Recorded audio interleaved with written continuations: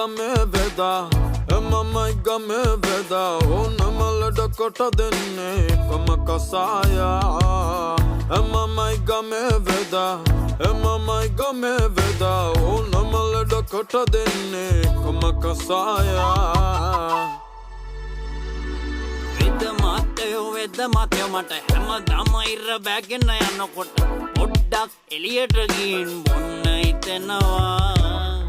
කලබල වෙන්න එපා මංගව තියෙනවා හැම හවසම ගෙදරට වෙලා බොන්න කම කසායා